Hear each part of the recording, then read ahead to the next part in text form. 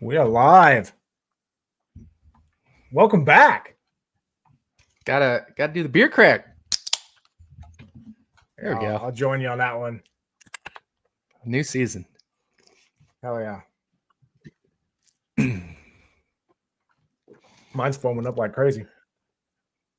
What do you got there? We got the local lager from Brew Kettle. Nice. I have What are you drinking? Tecate, of course. Of course. Yep, of course. So yeah, welcome back. How was your off season, Nick?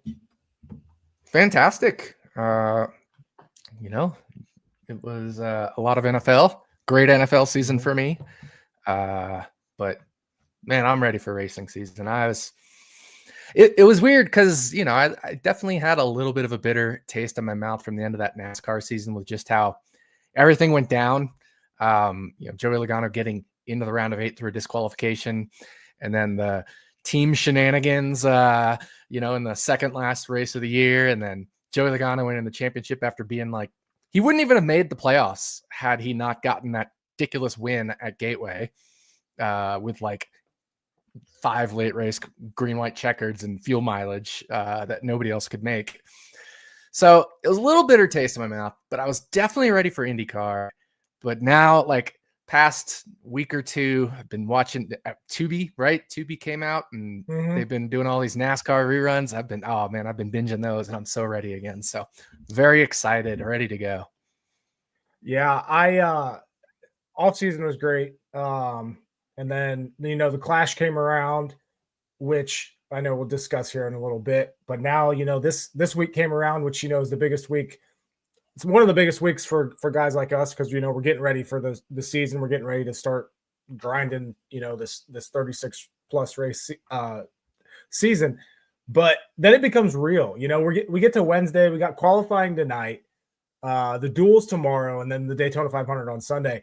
To me, like, this is when it gets real. I'm like, oh shit, like it's time again to get into racing season, to Sundays are full again. We go right from football into NASCAR, no Sundays off. And yeah, I'm excited. I'm excited for another big year. It looks like there's a lot of promise with betting markets already, some expanding offerings this year. I'm looking forward to that. Looking forward to the different things that we can bet. And then obviously, just shooting the shit with you every week on this show. And, and we talked last year about 36 for 36, opening it up to all the viewers. And I didn't tell you this yet, but I think I have it set up something where we can play it. I thought you might. NASCAR, is it on NASCAR.com? No, but then I have a backup in case we don't make it on that. So we'll figure out a full way to make it, but I have a backup plan in case we don't. NASCAR.com actually also has the 36 for 36 open to the public now on the website there. So worst comes to worst, we don't figure it out here. We can possibly figure it out on NASCAR.com too. Yeah, I'll have to look. If we can make a private league there, that'd be awesome. If not, I have it set up. So yeah. Yeah, let's talk about the Clash because, we're not too far away from that. Chase Elliott getting the win, kicking off the year with another victory. Has people talking whether he's going to get back to form, back to his championship type form. But what'd you think of the Clash? Bowman Gray Stadium, a true quarter-mile track, a lot of chaos in all of the racing there. What'd you think of that? Way better than the Coliseum. Yeah, that was good. Honestly, that was good quarter mile racing. You could run the outside, you could run the inside. People were not too pleased with each other. Bowman Gray has a lot of character. With you saw like little kick out in the wall because of the actual stadium component of it. It is a stadium where they play high school football or college football. I think it's Winston-Salem State. Excuse me. But yeah, I loved it. I thought it was a great race. The first and the fourth heat race were a little much on the wreck fests, but when there was actual racing, it was really good racing. So I enjoyed it. It was good. It was good way to get back into the season. I wasn't super, like I said, I was kind of lukewarm on just like NASCAR because of how the last season ended with all the just stupidness. But so I was like, kind of just like, yeah, it's the Clash. Obviously, I'm going to watch it. I love NASCAR, but I just like, and then actual racing happened. And I was like, okay, yeah, we're back. Yeah, it definitely exceeded my expectations, and I know it got a lot of good reviews, which was awesome. Especially the fact that Chase Elliott dominated that. Not only were the last chance, or not the last chance qualifiers, but the heat races were dominated by the pole sitters, and he dominated the final race. So I was very glad to hear all of the positive reactions after that race, just based on the fact that we did have another short track dominated by one guy. But I think the wrecks helped, all the beating and banging, the fact that they were actually using their bumper. And here's my thing though. Yes, it was great racing. It was entertainment. People loved it. There's a lot of people saying, "Oh, we need to go here and do a points paying race there." I completely disagree. That race, what it was good. That track would be great for the All-Star race. That track is great for an exhibition race. There's no, in any world, should that be a regular points paying race. Yeah, I agree. 100% should not be a points paying race. For what it was, that was awesome. I thoroughly enjoyed that race, and it's kind of rare to be hooked from start to finish, but the entire race weekend there, I was paying attention to them this whole time. Yeah, and while Chase Elliott did dominate, remember he got passed by Denny Hamlin. I think it was in that first of the two stints. Got the lead back, and Blaney almost passed him.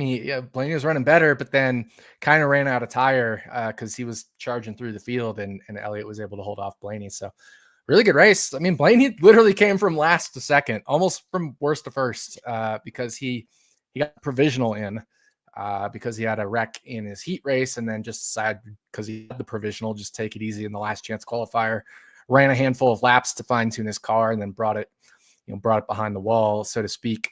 And definitely they fine tuned that car. But I mean, it's Ryan Blaney at short flat tracks. We know how good he is at Martinsville. Dominant performance at Martinsville last year. Phoenix, we know how good he is at Phoenix.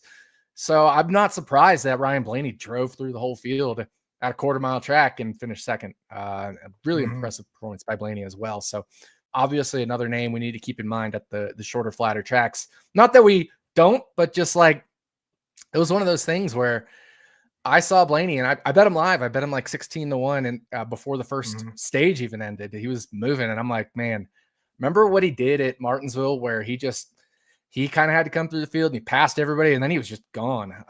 So Ryan Blaney at these types of tracks is just, he's awesome, especially when it has a little bit of character, a little bit of tire wear, those kinds of things. Yeah, I was betting him live. I had him at 22-1, and then I cashed out. I had two bets on him, so I had two like 22-1s, and I cashed one of them out just to lock in profit. Which ended up working out since he wasn't able to pass Chase there. But I guess my question for you is, how do we get that kind of racing to translate to like a Martinsville? Not the wrecks itself, but the full actually being able to pass, and then like they were using the bumper. Do you think that was more so because it was an exhibition race, or more so because it was a quarter-mile track, or a combination of both? Because we just like the short flat tracks are definitely still a kind of Achilles heel with this car, and I don't see them getting extremely better. They're obviously working towards it, changing the tires and everything like that, like we saw last fall at Martinsville. But the fact of the matter is, that track type is still lacking with this generation of car. But to me, the what we saw at Bowman Gray was promising, I guess, is the best way to put it for me. Yeah. So here's the thing. Like, I think I agree that, the fact that it was an exhibition race certainly helped contribute to the aggression. But Martinsville 2 was pretty good. I mean, if you look at Jeff Gluck's good race poll, it's in the top half of all the races. Martinsville 1 was an absolute stinker, but we've seen that through 3 straight years now.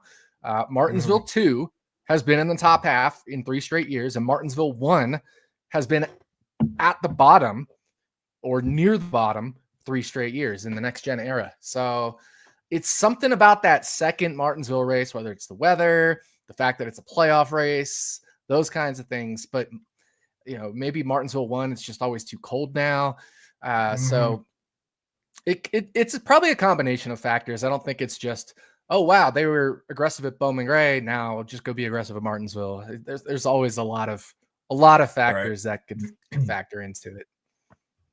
Yeah, I would say that's definitely the fact that the second Martinsville race is a playoff race, right before Phoenix, that definitely increases the aggression by drivers, especially those in the playoffs. So definitely takes a part of that. But yeah, it's just, like I said, it's promising moving forward, and I hope it continues that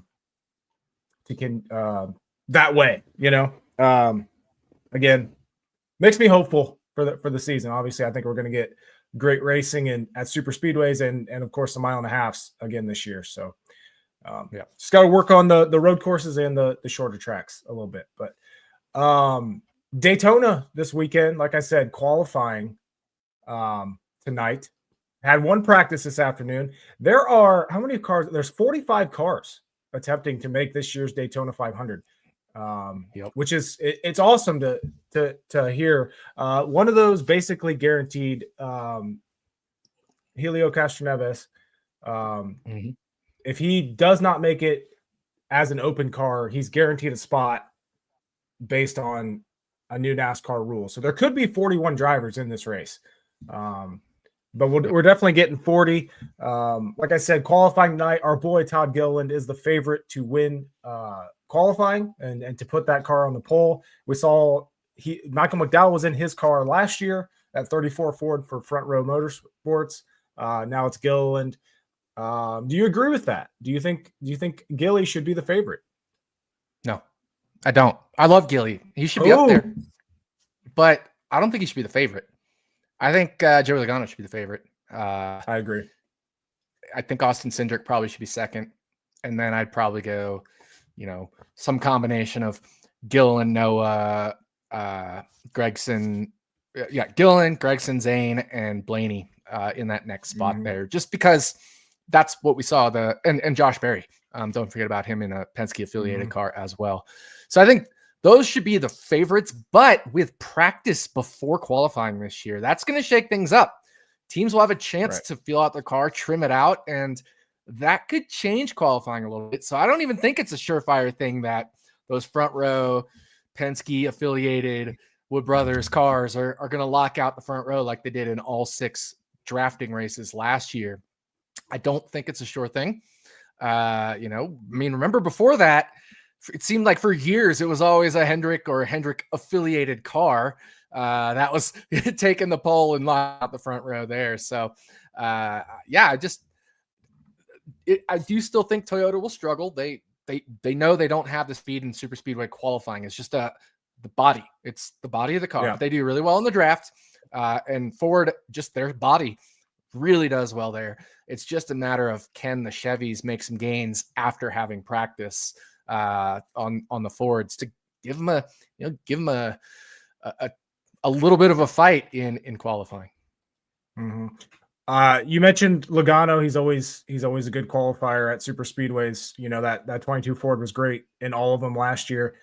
He opened at 10-1 on DraftKings, which, by the way, shout out to DraftKings. They've added qualifying this year. They've added most fastest laps in the race, which I know you hit a bunch of bets on there.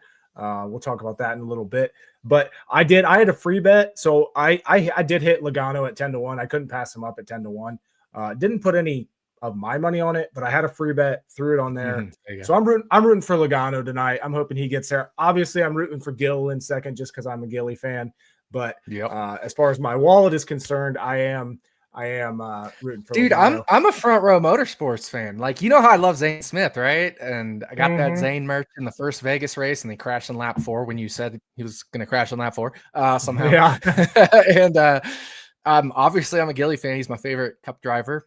And Noah Gregson's a Vegas boy, so I like Front Row Motorsports. It might be my NASCAR team. Like, I got Andretti in IndyCar, but I got Front Row in NASCAR. Right. Yeah. the Especially gains now that they that made McDowell's last year. gone. I'm not a McDowell fan. I know other people are, and that's totally fine. I was never a McDowell fan. So now I really like Front Row. I was a McDowell fan for the fact that he made me quite a bit of money last year, Well, yeah. I and mean, that in those and of pole bets. itself, yeah. But yeah, Gilliland, definitely one of my favorite drivers. But talking about, my big mantra with this car has always been that things don't really change. Like sometimes we think they will, but they always regress back to what we know about this car. And you mentioned the Toyotas not being fast in qualifying. Now we did have a practice earlier today, this morning, and it looked very similar to the first practice for last year's Daytona 500, where the Toyotas were the fastest. Once again, it looks like they can create the most speed in race trim when they're drafting together, but they can't put a single lap together. I'm just going back to, I think once again we're going to have a lot of, hey, remember how this typically happens at this place? I think we're going to once again have a season full of that, and I know I'm going to be harping on that a lot. Yeah, I agree with that. I think, these same teams will be good at these same tracks, and we kind of see that in the next gen era. But one thing that happens as we get more and more seasons under our belt with a car is the bigger teams only do better and better. The cream rises to the top because they have much better ability to get a handle on the car than the smaller teams. So you're going to continue to see a separation, right? We look at like Kyle Larson, for example. I talked about this on the Running Hot podcast, but let me just pull up his record here. But he had 3 wins in 2022, the first year of the next gen car. He had 4 wins the next year, and he had 6 last year.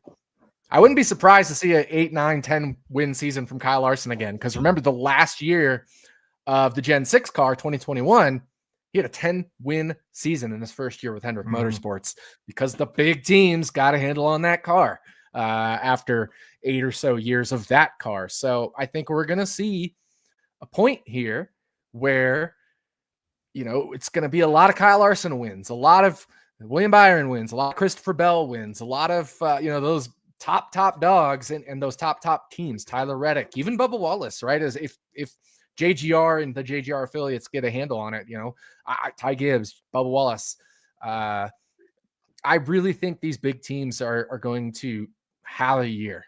Penske, JGR and JGR affiliates, Hendrick, and I think they're all going to do really well. It doesn't mean these other guys can't win. RFK is definitely going to be in the mix for some wins, and they're becoming a relatively big team again. Back in the old days, Roush was one of the massive teams, the dominant teams. Certainly, Trackhouse always has a chance to win on any track with Ross Chastain, and especially road courses now with Suarez and SVG. So you'll still see things. We have more variety of tracks now, which definitely keeps the door open to a variety of winners.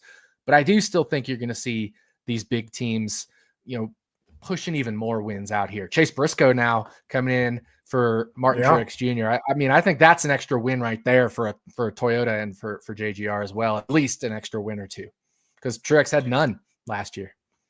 Right. You mentioned Trackhouse. I got to give SVG a shout out. He looked really good at Bowman Gray. Obviously, very small sample size, but he looked light years better. I think he had an issue mid-race, if I remember. It's the road course thing, man. It's the road course guys at short, flat tracks. AJ Allmendinger actually looked pretty good too when he wasn't getting put in the wall by Cole Custer, or the other way around, when he wasn't putting Cole Custer in the wall. It's those Marcus Ambrose, Juan Montoya, AJ Allmendinger. They've all been really good at Martinsville, and so it doesn't surprise me that SVG is going to probably be good at Martinsville as well. Yeah. It's always fun to see, though, just like how good I feel like he's picking up the Cup car really well in his limited time. I mean, he went out and legitimately like challenged for race wins and even got the race win. I mean, he's a world-class driver. He's a world-class driver. He dominated the supercar series just like Scott McLaughlin did. And now Scott McLaughlin is an IndyCar potential champion in the near future. So those supercar guys, especially the cream of the crop supercar guys, are world-class racers. Yeah. So you mentioned, and I fully agree with you. The top teams are they figure out the cars, and that's kind of why we have to change these cars so often as well. Part of it is to, and that was the point of this next gen car, was to bring all the teams together. What it also has done though is allowed these smaller teams and allowed these teams that were lacking in speed before to catch up, to have a chance. And we've seen it. We've seen Front Row Motorsports significantly improve. We've seen Trackhouse come in and be good. RFK is now on heading toward that that level of potentially being elite again. Here's the thing though. Aspire Motorsports as well. They have improved. Here's the thing though. If we think that the top teams are going to separate themselves, we can't continue to have the lower teams improve. There has to be a negative, a net zero. And that is where I struggle, and where it's hard to tell when this is going to happen, when the top teams are fully going to, separate themselves, right? And when these mid to lower teams stop catching up, because we all see here, like, I say it all the time. Front Row Motorsports is getting tier 1 support from Ford. They should could potentially have the potential to get better, as does Spire, continuing to get that. But here's the thing. Teams? What was the best performance from a Front Row Motorsports car last year? They finished 22nd and 23rd in points, right? Like, they're still a ways off, even if they're getting better. And the best Spire car was Carson Hocevar, 21st in points. I kind of just think that's where they're going to be. They're going to be, maybe we could barely squeak into the playoffs with a win here or there, or maybe we could barely squeak in the playoffs by getting in on 16th in points and hoping nobody else outside the top 16 wins. But that doesn't seem realistic. Where I think the separation comes, though, is like Kaulig. They're just bad now. Rick Ware Racing, Cody Ware, he's going to be bad outside of everywhere but Daytona, Talladega, and Atlanta. I think Legacy Motor Club, I don't know. They're in their, third year now as Legacy, and I could see improvements, but again, they're still going to be bad, relatively speaking. Eric Jones is so talented, though. It's such a shame because he's a very talented driver. Ricky Stenhouse, whatever you call that new team, HYAK, I don't know how you say it, but Hayek or something. But I'd be like, those guys. And here's the thing, Ricky Stenhouse Jr., he's actually a really talented driver, driving for a bad team as well. We got a lot of talented drivers driving for bad teams. But Richard Childress Racing. Where does it, what I agree. And actually, I think we'll probably get to our season-long bets, but I'll give you a little preview here. My favorite bet, I don't make season-long bets. I've already made a season-long bet, and it's Kyle Busch under 1.5 wins. I don't see him getting 1 win, let alone 2. That is my favorite. I considered that one myself. I don't see it outside of super speedways. He's really good at super speedways. And, there's that off chance, like a Richmond or something, where they come and bring a car to win. But I could not believe it when his line was at 1.5, and it's still there. That line's still there on Caesars. No, I definitely considered it on my Running Hot, season-long preview show. I gave out Front Row Motorsports under 0.5 win because they're not close unless it's a super speedway. They're not. And, I look at my model isn't there on road year. For McDowell's not there for road courses anymore. And so I look at my model from last year at super speedways, and these guys are 2.5, 1.5% to win in front row equipment on super speedways. So 18 chances, because 6 times 3 cars at, let's say, an average 2%. That means there's still 69.5% nice to not win at a super speedway. And I don't see them winning anywhere else outside of a super speedway. They would need to be 23.5% to win elsewhere for that plus 115 I got on the under to not be good value. And I don't see them being 23% to win anywhere else. They're just not there yet. They're very talented drivers. I do think they'll have a chance to improve and maybe crack, a playoff chance on points, but unless it's a fluky win, you know, I mean, we've seen fluky wins, whether it's a fuel mileage or late race wrecking. We saw Cole Custer win a race, you know, in the Cup Series, Right. with a late race restart. But those things are all such small chances to happen that I did the same thing, but with front row. But I totally agree with you on Kyle Busch as well. Mm-hmm. Yeah, is that line still available for front row under? I don't know. Let me go. It was at Caesars, and then you have to like click on the race name to like, or not the race name, but like the season long name, how it is with Caesars. Let me pull it up here. NASCAR Cup season race wins. Then you go to like future bets, and you actually click on the name. Front row motorsports. They have taken down the team ones, unless. They seem to have taken that. Yeah. I'm gonna throw this comment on here.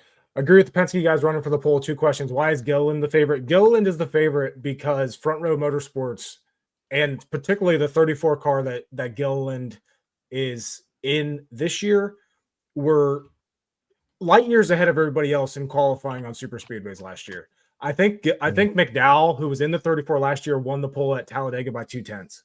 So it makes sense why books have Gilliland the favorite to win qualifying tonight. That car last year. I don't agree with it. Yeah, but it makes sense.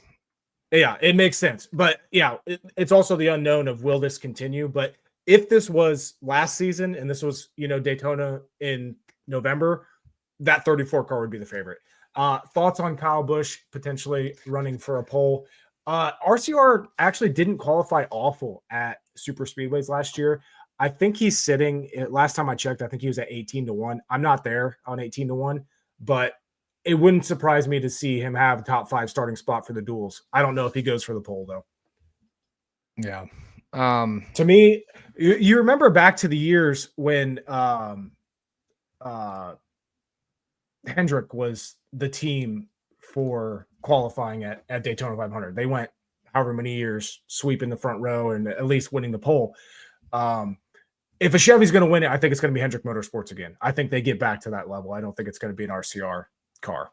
Completely agree. I mean, we've seen Larson, we've seen Bowman, Elliott, less so Byron, honestly. But yeah, be fast in qualifying at super speedways. And I also just kind of think I don't think it's the 34 car. I think there's driver input to it. I think McDowell gets through the gears really smoothly and precisely. And I don't think Gilliland does as well. I don't think it's the specific number of the car. I think the driver input, the way they drive that track and their qualifying laps, McDowell is just better at it. So I actually, that's another reason I don't think Todd Gilliland should be the favorite. The driver input matters a lot in qualifying. Do you think McDowell has a chance to then get the pole tonight? I don't think Spire's there, but I think he'll lead the Spire trio. If I were to guess, I think Haley's pretty good too, though. I don't know about Hocevar. I haven't really kept tabs on his qualifying at super speedways because I usually don't care about qualifying at super speedways because it's usually just bet the Penske affiliated cars. But this year's a little different, right? Because we have practice now and things always develop and change. But all 3 manufacturers have returned the same body, so I think it's going to be, aside from the practice element, relatively predictable. So I don't think McDowell has a chance at the pole. I really don't. But I certainly could be wrong, right? You know, with this practice. I will note with Gilliland last year, I do agree with you that McDowell, in addition to having the forward power for qualifying last year, how he drives in qualifying is just, he's better than everybody. But Gilliland did any movement of the wheel will scrub off speed, and I just think he was the smoothest with the wheel, like more so than Gilliland's, and I think that'll probably bear out tonight when we see qualifying. Gilliland's, I mean, obviously he's good and the car is good. The 38 was, but I don't think him going from 38 to 34 is going to make the difference. I don't think it was the car. Right. I think it's the driver as well, because the cars should be essentially identical. There's a lot of times we see teammates will put up times within like 0.01 of each other, and McDowell was beating Gillen by 1/10.5. Yeah. So going back, one more note on that, on why Gilliland is the favorite. So McDowell was in a league of his own last year, qualifying on super speedways. Gilliland last year qualifying super speedways, second at Daytona, the second race, third at Talladega, third at Atlanta, third at Talladega 2, and fourth at Atlanta 1. That car was right there. So now you take McDowell out of the mix. McDowell's no longer in a Ford. He doesn't have that power for qualifying. It just essentially makes you put Gilliland in one, and that's exactly what happened. I'm not gonna lie. I was surprised that books were smart enough this early in the year to do it, because this is typically the time now, and when football season starts is when books are lazy and don't quite know what to do. To me, outside and they were spot on with Noah and Zane. There was some people that were able to get Zane. There were some people that were able to get Zane when it was announced, but like if you weren't right there when it was announced, you come back and those guys are 8-10 to 1 to win the pole. Yeah. Speaking of bets, since we're on it right now, qualifying tonight, I saw you put in quite a few bets for the total number of fastest laps. You want to explain some of your thinking there? Yeah, most fastest laps. Sorry. Absolutely. So I got these at 100 to 1, and because of the podcast, I'm like hoping to save them. I wake up the next morning, there's still 100 to 1. I'm like, great, this is awesome. Yeah. Shit you not, an hour before I go to the podcast, they moved to 65. And I'm like, you've got to be kidding me. But I still like them at 65, all those same guys that I bet. So I tracked them at 65. But here's the thing. Fastest laps at Daytona, Talladega are random except for 2 things. And the number one thing is track position. You want worse track position for more fastest laps because of the draft. If you're running up front, you're not getting the full effect of the draft. And number 2 is the driver. There are actually drivers that will perform more fastest laps relative to their average running position. Ricky Stenhouse Jr., AJ Allmendinger running 20th is different than Alex Bowman, Chris Buescher running 20th. Those guys underperform Bowman and Buescher relative running position, whereas Stenhouse, Allmendinger, Bubba overperform relative to running position. Now, the latter part, the driver part, is a much smaller effect. Running position is the much bigger effect. But even then, running position only explains about 14% of the variance in fastest laps. Essentially random, right? The other 86% can't be explained by anything else. It's essentially just random. Who got the best draft at the right time, and all that stuff. And so what that does is, if everything is 100% random, now it's not, but if everything was, every driver should be 40 to 1, right? But because it's not completely, the guys that are more likely to run them back should be a little bit shorter than 40 to 1, like 35, 33 to 1. And the guys that dominate, like your Denny Hamlins, your Joey Logano's, your Keselowski's, should actually be longer than 35 or than 40 to 1. They should be like 45. But you look at the odds here at DraftKings. I have it up right now. Joey Logano's 25. Denny Hamlin's 22. Chase Elliott is 18 to 1, right? These are the guys that are likely to dominate and will just not put up fastest laps. And so when I looked at the top 3 fastest lap guys from each Daytona race in the next gen era, the maximum number of laps one of them led was 12. And then when I looked at the top 3 lap leaders, no, I'm saying the top 3 in fastest laps. You said laps led. No, I'm getting there. The top 3 in fastest laps in each of the 6 Daytona races, which actually gives us 21 drivers because there were some ties. The laps led they had, the maximum was 12. Okay. You see what I'm saying? Yeah. Whereas if a guy led 60 laps, he was not in the top 3 in fastest laps. Because if you're leading, you're not turning fastest laps. And then you can flip it around. What about the top 3 lap leaders in each race? How many fastest laps did they get? And for that, there was 18 drivers, so we didn't have any ties. The most fastest laps from a top 3 lap leader was 8, which never would have cracked the top 3. So essentially, if you're going to be out front, you're not going to get fastest laps. And if you're going to be in the back, you have a much better chance of getting fastest laps. Well, look who they were pricing at 100 or 65 to 1. They were pricing Cole Custer, Elio Castroneves, Shane Van Gisbergen, Michael McDowell. And you might say Michael McDowell should be a leader, but with Spire, maybe not as much, right? That's a good point. Some of these guys, likely to be running further back in the pack. Daniel Suarez, I know he's great at Atlanta, but he doesn't tend to dominate as much at a Daytona or a Talladega. Josh Berry, there's Zane Smith. There's a lot of guys that were priced 165 to 1 that were locked in. That was my other thing. They need to be locked into the show. Right. So I don't want to bet on a guy that's not locked in and then not have him get in. I'm looking at somebody like Corey LaJoy. I do think he'll make it because I actually like the Fords, and he's in a Ford now. But I didn't want anybody that wasn't locked in because I'm pretty sure this market is all bets are action. But I love those bets and got him 100 to 1, tracked him 65 to 1 because the podcast was an hour too late before the lines moved. I love this offering. I think there's a lot of drivers that are mispriced and too short. Reddick being the favorite, Larson being the favorite. Here's the thing: you go back. John Hunter Nemechek was the favorite originally. He was 10 to 1, and you know why? Because he led fastest laps in I think over half of the super speedway races last year. Yeah.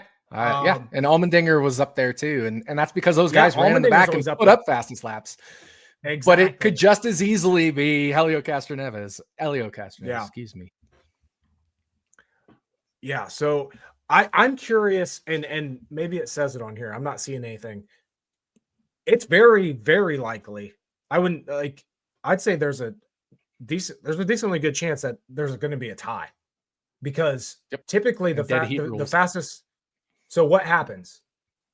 They split what the profit would be. So if two drivers tie, so let's say you bet 65 to 1. I'll just make the math easier. 100 to 1. Let's say you put $10 at 100 to 1. You'd win $1,000 profit. So they would split that profit, and it would essentially become $500. So it doesn't exactly turn into 50 to 1 because you don't divide it by 2, but you split the profit. And I think so that's essentially how it works. There's a little bit I kind of fuzz the math, but that's essentially what happens is you'd split it with the other driver, divide the profit, and that's what it would be. Yeah. So who are you all on? Do you have the list off the top of your head by chance?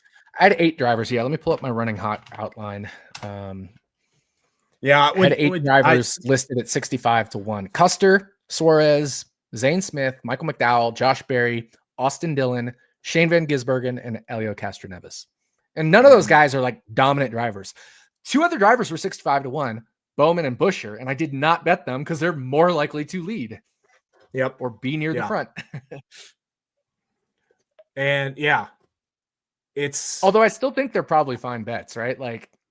Those 40 to 1 guys, if everybody was 40 to 1 and it was completely random, but you're running up front, you're less likely. I still think 55, 60 is probably fair on those guys, but so much thinner. And I didn't want to just have 10 drivers and 2 of them be really thin value. So I just left them off and said, fuck it, I'll take the chance of losing out if one of those 2 dudes hits. Yeah. I ended up, the only one that I bet was Eric Jones, 35 to 1. Just because we talked about John Hunter Nemechek. Jones has been right there in fastest laps as well. Yep. He's also one of those that likes to ride around. So I threw $10 on Eric Jones. Ty Gibbs at 50 to 1. Tend to lead sometimes though, so there's that little bit of a factor. I mean, we know how good I bet him to win, right? 60 to 1. So yeah. What do you think of Ty Gibbs sitting there at 50 to 1? Ty Gibbs is a negative. He is a guy that underperforms in fastest laps relative to his average running position, but he's also not likely to lead. So there's that. So Yeah. I think he's probably around fair at 50 to 1. It's not enough of an edge for me to want to bet it. He kind of switching gears here just because we're talking about Gibbs. You see him getting a win this year? Absolutely. Absolutely. Absolutely. That's quite the statement. 100%. He's been close. He really has. And really good chance at road courses. Anything can happen at drafting tracks. And then tracks like Vegas, Kansas, he performed pretty well at. That car was a top 5 car on the 1.5 miles last year. Mm-hmm. Pretty much it. And I said this a few times last year. He reminds me right now of a younger William Byron. Yes. I remember Byron's very much agree with that. If you remember Byron's early days at Hendrick, he was always he had top 5 speed at the 1.5 miles, and then something would happen. And then you look at his average finish for 1.5 miles over like his first 2 years. You look at all the 1.5 miles, and I think Byron's average finish was like 28th. And from a just naked eye and looking at it, you're like, Byron sucks at 1.5 miles. No, he's actually really good at them. And now you see where he doesn't have the issues, he wins them. Yep. So Ty Gibbs reminds me so much of Byron in that sense. I 100% agree with that. That's a great comparison. Yeah. And now it's timing his breakout, because it's going to happen eventually. As much as you and I hate Ty Gibbs, he's going to break out. He's going to be really good. He has some of the best equipment in the series. Yeah. He's talented as hell. Mm-hmm. And he's going to break out, and now it's just timing it, and that's where it's so different with other silver spoon guys that just aren't talented. Mm-hmm. Ty Gibbs, silver spoon and all, but he is massively talented. Can't stand him, but he's massively talented. Yeah, just like I can't stand Hocevar, but he's very talented too. Hocevar, yeah, he's one of those. Like, if I had to pick like those lower tier guys that could, with the right circumstances in a race, if he's running top 5, could end up winning it. Hocevar is one of those guys. Absolutely. I don't see him. I don't see Spire. Yeah, I like Noah Gragson as well, but Hocevar, I don't see Spire having the speed outright to go out and win. But with the right situation that Hocevar's in, he has the talent to get there. And absolutely, he's not the best. He does not make the best decisions on track. He's a hothead, but talent-wise, yes, he's definitely up there, and it's someone to keep an eye on again this year. These are the guys that, and my point here is these are the guys in DFS and in fantasy where it's a buy low, maybe not even sell high, but definitely a buy low situation, because they are so talented. But it's timing it right. If you're playing tournaments, tournaments about upside. You play the drivers upside, and those are upside drivers. Mm-hmm. Yeah. Whereas, a lot of those guys in that mid-tier range, like an Austin Dillon at Vegas, we know what we're going to get from him. Yeah. Anywhere other than Richmond, essentially. Yeah. Yeah. What do you think about all the issues that the Dillon brothers had at Bowman Gray? Was kind of funny to me. And with each other. That was funny. Yeah. I loved it. I have to, real quick, I have to let my dog out of this bedroom here. All good. I'm going to search around for some more. I know we have some. I've seen the comments roll in. If you have any more, go ahead. Keep them coming. We'll get to them eventually. See if there was a interesting one over here. Is NASCAR similar to F1? They both are motorsports. They both are you're driving. Outside of that, no. NASCAR is predominantly on circle oval tracks, where you're only turning left, and F1 is 100% on twisties, left and right. F1 is what we call an open wheel. So NASCAR has, body covering the wheels. F1's wheels are out in the open. Also their heads are more exposed in F1, whereas NASCAR, you got the it's like your jet, you're like the cars you and I drive, your sedans or whatever. Not exactly a sedan, but you get the idea for a comparison. F1, you cannot beat and bang. A little bit, but if you beat and bang too hard, you're breaking the car. NASCAR, you can beat and bang much more. Obviously, you don't want to smash into a wall completely, or into another car completely, but you can definitely use your bumper to move a guy out of the way. In F1, you can't do that. If you use your front nose to move a guy out of the way, you're probably going to break your nose, your front wings on the car. So very different. And in F1, the other big difference is they get to have free reign on their cars, right? A Ferrari is a Ferrari. A McLaren is a McLaren. In NASCAR, you have Toyotas, Chevys, and Fords. There's only like 3 cars.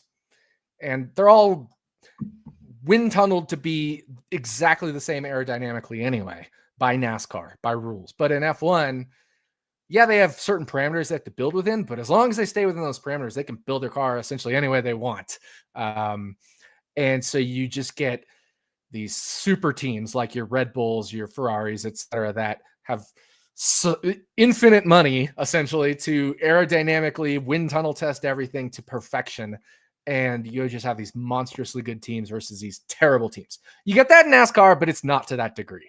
So yeah, there's your explanation. That's what I was just going to say. Like there's it's similar to the point that also exists, but not to the separation. And there's actually passing in NASCAR at most tracks. It's like saying high school. About it. No, it's like saying is middle school t-ball the same as Major League Baseball? Like, yeah, they're kind of the same sport, but yeah. Before we get into talking about Daytona, unfortunately, DraftKings is not doing a milli maker this year, doing a half a milli maker. But which I knew you were going all in. I think I don't know how many entries I'm going to put, but I'm definitely gonna take my shot again this year. I think last year I max enter every year for the milli, or the half milli, or the whatever. But before we get into that, I know we're kind of zigzagging around here, but hey, it's first episode of the year. We're gonna do Wine About It, presented by RotoBaller Winery. If you're watching this live stream, you can see their logo up there, top right. I'm drinking the Brew Kettle beer, which is another great sponsor of this show. But RotoBaller has been here since pretty much the beginning, and our dedicated segment to them. Thank you to them for their support as always. Check them out, RotoBaller.com. If you're new here, Wine About It. We like to constructively complain. It's the way I'm going to describe this. We constructively complain about stuff that deserves attention, and sometimes it's a little definitely just whining, and sometimes it is legitimate concerns. I think we both have similar wine about it this year to kick this season off, but which is funny because we didn't talk about it at all until we got on this call. Yeah, Nick jumped on and he's like, "What's your wine about it?" And I told him, and he's like, "Well, this is mine." I'm like, "It's basically very similar." We did not talk, but it's like we never stopped the off season, Jordan. We're still on the same wavelength. Exactly. That's just how it goes. But mine is, obviously the Super Bowl just happened. We saw the unveiling recently of the Daytona 500 commercials, getting the hype up, ready for Sunday, getting viewership. This is the biggest race of the year, viewer wise. Sold out crowd at Daytona coming up. But my wine about it is the fact that they are using Joey Logano as the main guy in these commercials. And I understand that he's the champion. I understand he's the defending champion. I understand he's a multi-time Cup Series champion. I'm not taking that away from him. I'm not saying he's a bad driver. He's not the face of the sport. He is by no means the face of the sport. He's by no means going to push viewership up. You know what would push viewership up? I am such a, if you've ever read the book Controversy Creates Cash by Eric Bischoff, I would recommend it. It's a very good book. But if I was going to make a commercial for NASCAR to potentially increase viewership, you know who I'd put on it? I'd probably put on not only the most popular drivers, which would be a Kyle Larson, a Ross Chastain, but I'd probably put Bubba Wallace on there. I'd probably put Denny Hamlin on there. Some of the more controversial guys in the sport that are actually doing things. Joey Logano is such an awful choice because nobody knows who he is outside of NASCAR fans. Yeah. Despite the fact that he's the champion, he has no personality. He is a cardboard cutout, just like Chase Elliott. And he's just it didn't even excite me. And I'm a NASCAR fan. I do this not for a living, but for I make money off this. I've made money off of NASCAR betting and doing fancy NASCAR for years. And it's not why I do it, but I dedicate a very significant portion of my life to this sport and covering it. And that didn't excite me. I was like, it actually almost took my excitement down because I'm like, what is this? Why are we trotting him out? So that is my whine about it. Just the overall, I understand why they did it. Trust me. Logano's a defending champion. Logano's probably going to be up there leading a good portion of Daytona 500. Typically, that 22 is up there. But come on. You can do better. I think there's more ways to try to drive viewership up. And I just would have went a different way. I wouldn't have used even the ads. You see all the ads, and it's they do include, like, I know they have Larson in there, Blaney, but Logano's the center. He's right there, right in the center, right in everything else. And I don't think I don't like it. Yeah, it's Fox, right? So it's oh God, don't remind me that we're back to Fox. Well, so here's the thing. Logano, when he does commentary, he does it for Fox. So that also helps as it's one of their guys, right? He does the Fox commentary for Xfinity, like with Suarez and those guys there. So it also helps in terms of Fox that it's one of their guys. And Fox also, and this will get into my whine about it, is now the exclusive broadcaster of IndyCar. And who was there with Joey Logano? Joseph Newgarden, another Shell Pennzoil Penske guy. And so that was the IndyCar tie-in as well. There's no other NASCAR driver that has that tie-in, aside from maybe Blaney, but even then, Blaney doesn't drive the Shell Pennzoil car, right? So right. It was that whole thing. But I absolutely get your point in that I would, aside from those logistical reasons, I would pick somebody different. I would pick Chase Elliott, Denny Hamlin, right? A driver that's much more of a face of NASCAR. Ask Dale Jr. to do it. Obviously, he can't because of his TV commitments and network commitments with not Fox. But you get the idea, right? Like, it doesn't have to be a current driver. It could be a retired driver. It could be whoever. Kevin Harvick, right? He's more of a face almost than Joey Logano in some ways, as the guy who replaced Dale Earnhardt. Right. But yeah, obviously you want it to be probably an active driver, but there's a lot of better choices. I agree with you. But that gets to my line about it, which is the bigger problem. And it's kind of Fox in some ways, mostly Fox, mailing it in on NASCAR. They just always, last couple of years, they've been mailing it in on NASCAR. But this is also in relation to IndyCar. Fox just signed, again, in the offseason, a deal with IndyCar. Every single IndyCar race will be broadcast on main Fox this year and in the foreseeable future. Broadcast TV. That is massive for IndyCar.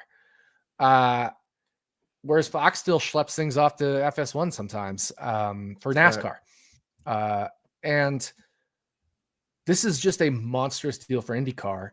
And NASCAR doesn't have that deal. NASCAR, I get that it has to be different. And I did like the half-season Fox, half-season NBC, shake it up a little. And I'm fine with 3 networks. But it's very hard to know where to find NASCAR every week now, and with all the different series as well. And the advertising isn't as good. The IndyCar ads that Fox produced have been so badass and focused and they're focused on the drivers, the personality of the drivers. You know why F1 is so successful? Because the drivers, the teams and manufacturers have their own identities. NASCAR doesn't do that. They don't. Remember when Jeff Gordon used to be everywhere on every commercial and everything, and even Jimmy Johnson, Tony Stewart had his own commercials. Like, it just doesn't happen anymore in NASCAR. You don't really see that. And it's just not so well marketed, honestly. NASCAR is not well marketed. IndyCar is getting much better marketing right now, better Super Bowl commercials. And both of those are Fox. You know, I mean, NASCAR has a Fox portion. NASCAR did have Super Bowl commercials, but they were nowhere near as good as the IndyCar Super Bowl commercials. And the IndyCar package is better on Fox. Every race can be on broadcast on Fox. Just an absolutely monstrous deal. So my whine about it, NASCAR, get your shit together when it comes to promoting your sport, because it's not good enough. Focus on the drivers. Focus on making those guys big, because Joey Logano's not big. If Joey Logano was big, you wouldn't even be whining about this either, because that would be the right choice. But he's not big. And to be fair, when I say Chase Elliott, when I say Ryan Blaney, when I say Denny Hamlin, those guys are big, but they're still big in only NASCAR circles. They're not big in like public culture, pop culture, whereas Jeff Gordon was, right? Jeff Gordon was doing like comedy shows and TV shows, Saturday Night Lives. We don't have NASCAR guys doing that because NASCAR doesn't promote these guys correctly. They used to, they don't now. And that's the thing. You go and talk to somebody that doesn't watch NASCAR, has never watched NASCAR, and they see a picture of Jeff Gordon, they see a picture of Dale Earnhardt, they know who they are. Despite the fact that they don't like NASCAR, they might not know their name, but they know who they are.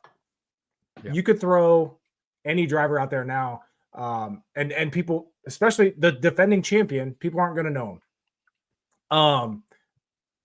But yeah, going back to Fox, the only reason that Fox, I hate this. This is what I hate. I hate the fact that Fox has the stranglehold on the Daytona 500, because getting the most viewers at the first race of the season, there's a reason that Daytona 500 has the biggest viewership of all races. It's not even close. This is where you grab potentially new fans. Yeah. So the fact that Fox has the stranglehold on it just pisses me off, because any other network could do better presentation wise, because that is another huge thing with this sport and keeping people interested is the presentation. And Fox refuses to improve, refuses to do anything. NBC improved. They took Rick Allen out of the booth. They improved the things they show on screen. They're going back to showing behind the scenes stuff. Like, NBC is actively making changes that are to improve the experience of watching it. The bad thing about NBC is they get the latter half of the season, which is when really only guys, not only, but the majority of people watching NASCAR late in the year are NASCAR fans. These aren't new people. Fox sets the tone for everything else, and we can go into and they set all the tone different terribly. Yeah. And well, here's the other thing though, is this is still a NASCAR problem, not a Fox problem, because honestly, I think Fox is going to blow it out of the water with IndyCar. I think they're going to do amazing things. I hope so. I have high hopes. I'll probably end up being let down because it's Fox, but I have high hopes. Their current approach of attack on IndyCar has been fantastic. So what I've seen out of the gate has been very, very good. And maybe it is for a new product, but NASCAR is, and honestly, Fox was awesome in the beginning part of when, they became NASCAR for the first half of the season or whatever, DW in 2001 and all that stuff. Like, Fox was kicking ass with NASCAR. They're absolutely mailing it in now. And they mailed it in. And what I've seen so far this year, they've mailed it in. And NASCAR needs to get on Fox and say, this needs to improve. because IndyCar is improving with Fox. And I don't know if NASCAR has the ability to look past the money, because the reason that Fox is still holds the Daytona 500 is strictly because of money. And for long-term gains, I think NASCAR should forego the larger sum here for a better product if the better product is the one offering less money. I mean, you look at the schedule. So you mentioned, Fox mailing it in, not only presentation-wise, but where they broadcast it. So the first 3 races of the year are on regular Fox, broadcast Fox. That's awesome. That's going to do great for the ratings. Immediately after that, FS1, FS1, FS1, FS1, FS1, FS1. We go back to Fox for Talladega after the off week for Easter. And then the final 4 races, including the All-Star race, are on FS1 before we move over to Amazon Prime. So outside of the first 3 races that are on Broadcast Network Fox, 1 race is on Fox. Everyone else is on FS1. And it's the start of the season. This is when you're getting the most view. Like, this is what viewership always does. If you're watching on YouTube, Daytona 500 at the top, and then it just slowly goes down as the year, because more sports starting getting introduced. People started getting busier with summer. This is the time to have viewership in NASCAR. And week 4, they're throwing it over to FS1. It's just, there's so many variables, and there's a lot of problems overall. There's a lot of blame to be put on, but overall the situation is frustrating, and I feel like there is at least some answers to improve this, and it's just not being done right now. And hopefully with this move, like moving things to Amazon Prime this year, testing out the streaming markets, doing the HBO Max live streams of all driver in cars. I think that's awesome. I think that's an amazing step forward for the sport. And hopefully that will transition over to the full races and being more progressive with those decisions. I agree. Because the potential's there. I actually, like I said, I don't have a problem doing 3 networks, 4 networks. It's a little confusing. It hasn't quite, it may get less confusing as we go through and do it once or twice, but it's just not fully fleshed out, and kicking off the season with Fox is not the right thing with it, with the current state of what Fox is doing with NASCAR. So I think we definitely whined about it on this to where people get it, but there are some good things in the works. So we can't totally discredit it, but the whine about it is more about NASCAR's dealings with Fox than anything. Yeah. And I will note, so after the All-Star break, that's when it switches over to Amazon Prime with the Coca-Cola 600. I have no doubt in my mind that Amazon is going to spend the money to make sure that everybody knows where that race is at and where you can watch it. And that is the difference between Fox and Amazon. And that's why I'm hopeful and positive about Amazon. Yeah, I hope so. And here's the other thing. The CW has the Xfinity series. You see those graphics they released? I like those. I like that. The wide leaderboard? Is that what you're talking? Yes. Leaderboard down on the bottom wide. I love that, because then you get to see the full display of the track and the cars. It's and their reasoning was everybody has widescreen now. Like, finally, if you don't have widescreen, tough nuts. But the vast majority of people do now. And I actually very much like that decision. Push people to widescreen. Give us the good shit. I love it. It looks great. I thought it looked awesome. My only concern would be, like, if you have maybe like a 40-inch TV, the number of columns that they had might be a little too small. But I think of that, instead of 5, it was like 5 5s. I think you could go to 4 5s, and that might be good. But I agree. Yeah, and they'll figure it out. But yeah, exactly. Enough on broadcasting. We'll move on. I know this. I know this kind of bores some people, but I love talking about stuff like that in addition to the actual race. But that's the whole point of Stacking Dennys. We're not a betting podcast. We're a podcast where we shoot the shit about NASCAR. Yeah. That includes But- betting, it includes DFS, and it also includes all the other topics. Mm-hmm. So thank you again, as always, to LuvaBella Winery for support of this podcast. Check them out, luvabella.com. That was our wine about it. Wines about it. Wine about it's wines about it. However we want to Rewind. Yeah, we wind. But we're on to Daytona.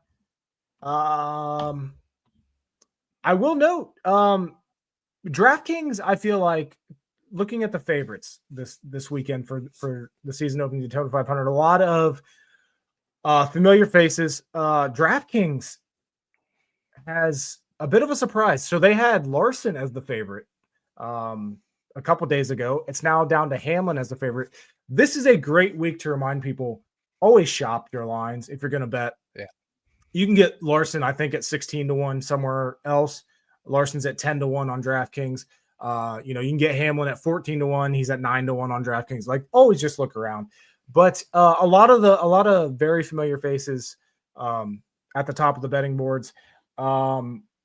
We've talked about this before, but as far as betting outright for Daytona and the Daytona 500, any interest on any of the quote unquote favorites with how unpredictable this race is?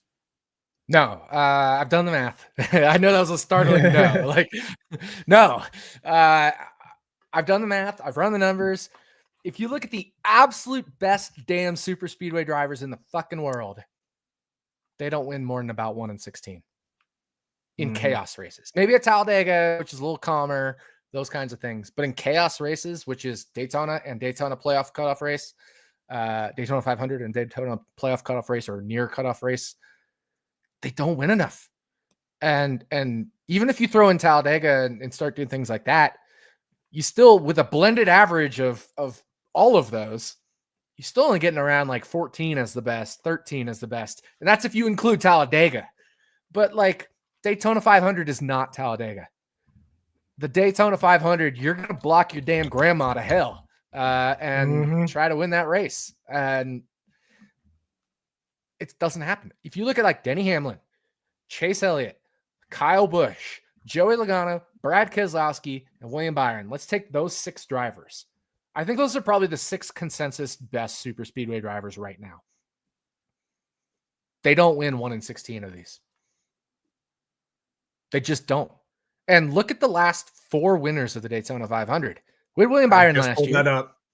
But he was, I think, 24-1 last year. Yeah, I think he was right. in the around 20-1. I think it was. I gave him on Running Hot. He was our victory lane pick on Running Hot last year at 20-1 or something like that. 18-1, 20-1. And we gave it early week. I think late week you could get him 24. But the year before that, Ricky Stenhouse Jr. was 40-1. The year before that, Austin Cindric, when he was a rookie, was 50-60-1. Now he's in his 20s and 30s to ones, but that's because he won that race. And the year before that, Michael McDowell, you could get as long as 100-1. I think most places he went off around 66, 75, 80-1. But you could get him as long as 100-1 at different points in that week. We're not talking about Ryan Blaney. How many times has Ryan Blaney won the Daytona 500? 0. How many times has Kyle Busch won the Daytona 500? 0. How many times has Brad Keselowski won the Daytona 500? 0. How many times has William Byron, Joey Logano won the Daytona 500? Once each, right? So you're talking, of those 5 drivers, they have 2 Daytona 500 wins combined in how many starts?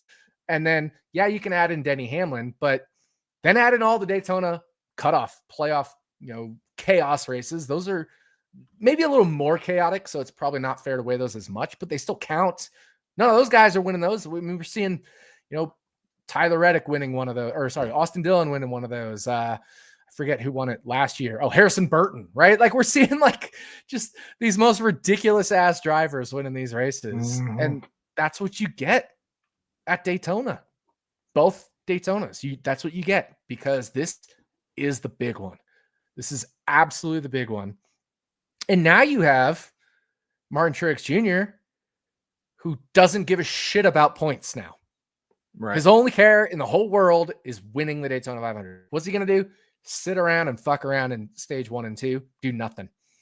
Make sure he doesn't get in a wreck. Stage 3, you know what he's going to do? drive the damn wheels off that thing to make sure he wins if he gets in the show, right? Like you're just setting up this spot where Elio Castroneves, the only thing he cares about is winning this race. If I run 8th, that's great. Nobody cares if Elio Castroneves runs 12th in the Daytona 500. Nobody cares. So you literally just cannot bet anybody shorter than 16-1. And my model for the chaos races won't have a driver above around 6%, right? So if I do 6%, what's fair odds on that? Plus 1567 or so, let's say 16-1 is what my model had last year as the shortest, or as the, I should say, the best odds of any driver in terms of my model.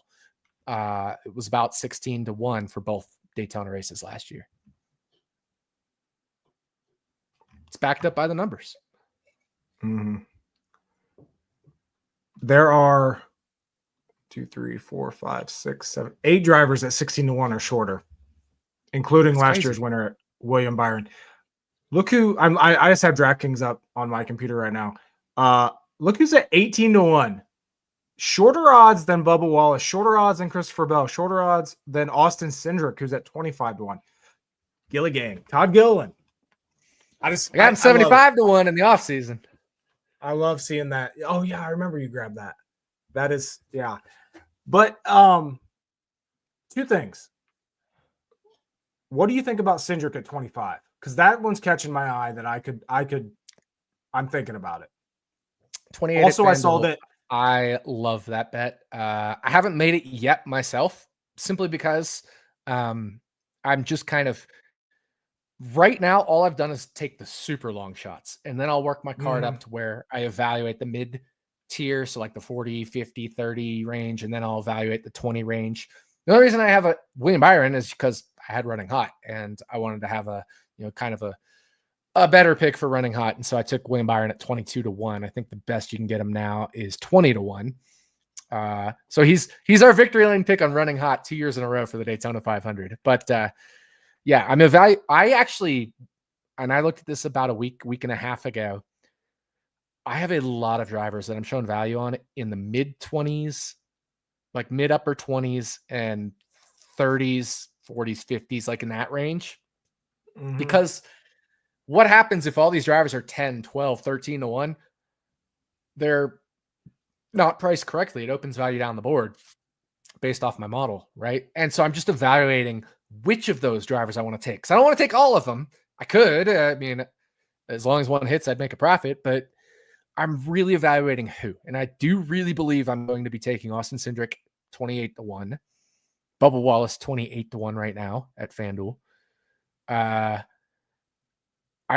really want to get on Tyler Reddick. He was 32 at Circa at one point. I don't know if he is right now, but he's 30 at BetMGM. And Noah Gragson. Stevie gave out Noah Gragson on running hot. I really like Noah Gragson, Front Row Motorsports car, 50-1 right now at BetMGM. So those are the guys that I'm like, if I'm going to build my card, I'm probably going with those guys, but I haven't added any of them yet. Right now, my card is just Gilly at 75, Jones at 60, and Cole Custer at 75, because Cole Custer's in an RFK car. Let's be real. For the Daytona 500, it's an RFK car. They have the RFK Alliance. I love taking an RFK car at 75-1 on a super speedway. Right. You know what I mean? So those are my 3 bets plus William Byron at 22 from running hot. So those are my 4.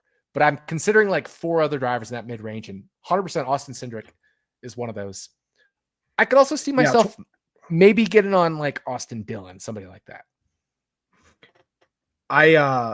So one thing, they must have moved it.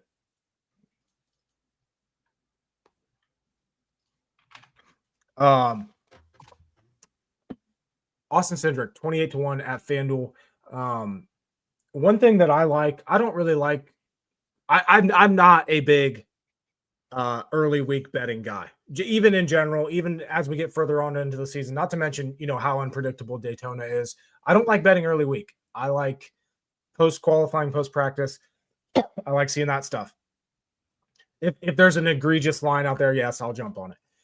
To me, though, Austin Cindric at 21-1 might be where I hit it now, because one thing that I like to do for Daytona is see how these cars look in the duels, see which ones are looking like they can actually race and race better, because we're going to get a preview of that in the duels. Drivers that we could see look really good in the duels that could shorten their lines is Austin Cindric, I think. Could be totally like a Tyler Reddick.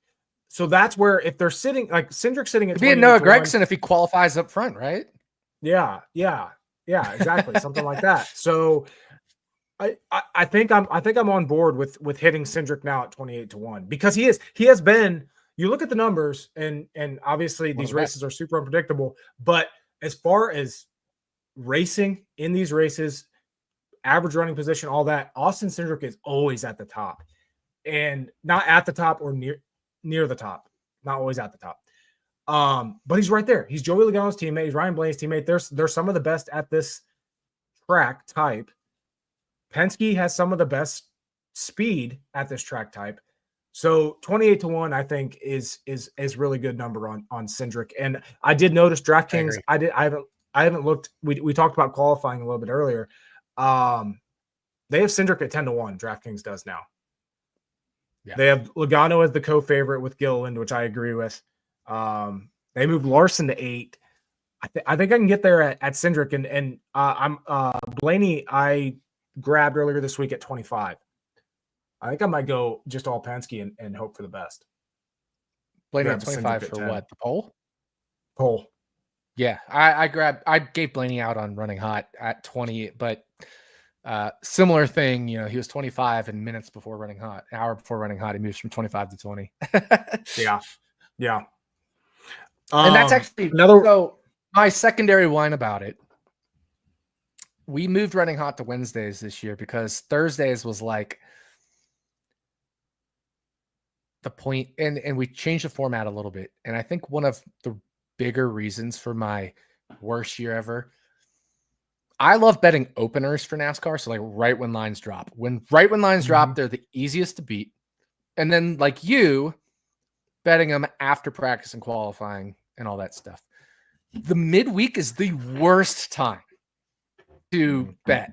And that's right when running hot is. So hopefully moving it up a day and just having fewer picks, I think will help. But honestly, if you're a running hot fan, we may just give our opening bets. At this point, I'm just considering going back to just betting openers and then saying, here's what I bet it at. Here's what you can get it at now. I'm sorry, it's a worse line, but follow me in the Action app, right? And you'll get them right away. I would say, I mean, there's a reason I have your notifications set up on the Action app. Exactly. Because as soon as you track something, I want to know it. So I think running hot was maybe just in a spot where it was helping contribute. And I know this. I mean, it's something I kind of evaluated all year. Contributed to not having the most successful year last year. But we still need to do it. Like Action Network still needs to produce Running Hot. It's a great show. I love the podcast. Stevie and I are both documented for over a decade now. I mean, remember fantasy NASCAR, like NASCAR DFS on DraftKings started in 2015. I won the second week. I won the biggest GPP they had that week in fantasy NASCAR DFS on DraftKings. I've been doing NASCAR projections from the very start. Last year was my worst year all time ever. I've only had 3 unprofitable seasons out of 10. One of them was the year in which my brother died and I got divorced and my cat died. So, and then the other one of the other 2 was last year. So, you know, it is what it is. Speaking of, I wanted to do this earlier. Thanks for reminding me. Let's go ahead and plug where people can get our content. Yep. You can go first. Everything that you're doing this year. Yeah, I got a lot going on. Maybe more than you even know about. So actionnetwork.com, of course, and the Action Network app. You can follow me in the Action Network app at Nick_Giffen. So we got my name up there. Follow me on Twitter at RotoDoc. And I'll be doing weekly articles for NASCAR. I will be doing IndyCar articles, obviously tracking all my bets in the Action app. Got the Running Hot podcast with Stevie TPFL on Twitter, Stephen Young of RotoGrinders. He is another OG of NASCAR DFS, just like yourself, Jordan. And we do our Running Hot podcast every week on Wednesdays this year, although it might drop on Thursdays because we're doing it Wednesday evenings. But that's most of it. And I'll be doing a IndyCar podcast this year every time there is an IndyCar race. I don't yet have permission to announce the details, but that is definitely. I feel like I might know these details. You probably. I have a just like a thought. I don't know the official details, but I have an idea. It's betting. It's betting. IndyCar betting podcast. Anytime there is an IndyCar race, I will be on a podcast talking IndyCar bets. Mm-hmm. Which I will definitely be tuning in. Yeah, I don't know shit about IndyCar. IndyCar is my favorite sport. I love NASCAR, but IndyCar is my favorite sport. Not favorite motorsport, favorite sport. If I had to pick one single sport in this world, it's IndyCar racing. It's so good. It's so competitive. It's so, it's the fastest racing on the planet, as the advertising says, in terms of like outside of drag racing, which is just a one shot down a strip, like actual circuit racing. IndyCar is the fastest racing on the planet. They go faster than Formula One cars because they race on ovals and Formula One does not. So yeah, that's where you can find my stuff. Also, Fantasy Labs. I will always have my projections. This year, I'm just doing the Cup Series. I'm not doing Xfinity or Trucks. Just the Cup Series projections over at Fantasy Labs. And they will be over at RotoGrind this year as part of Stevie TPFL's package as well. My NASCAR Cup Series projections will be on RotoGrinders. So Stevie and I, we're just like you and I, Jordan. We're super good buddies. We've been, hanging out for a decade now, and we're starting our next decade of fantasy NASCAR content. Hell yeah. And yeah, make sure you follow Nick on Twitter, where you can get all of this information in one spot. I'm sure you'll tweet out throughout the year. At RotoDoc, make sure you follow him. And yeah, that's exciting stuff, though. Everything you have going on, everything that's just going on with both of us this year. You mentioned Running Hot moving. We're also moving Stacking Dennys. So last year and previous years, we always recorded on Tuesday nights. We're now doing it on Wednesdays. Obviously, we're doing this, trying to make this. I would like to live stream every episode like this. And we have a set time. We're going to try to hit 4:30 p.m. Eastern time every single episode to record. Hopefully, continue to live stream.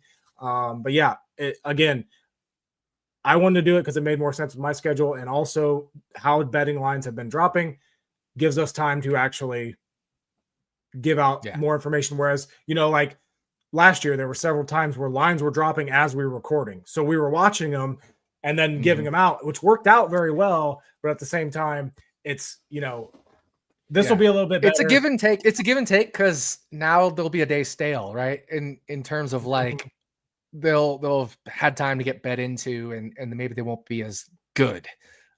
So it's a give and take. It's the same thing with Running Hot, right? Like, when do we want to record Running Hot? Right when lines drop? Well, nobody can listen to the episode then if we're recording Running Hot right when lines drop.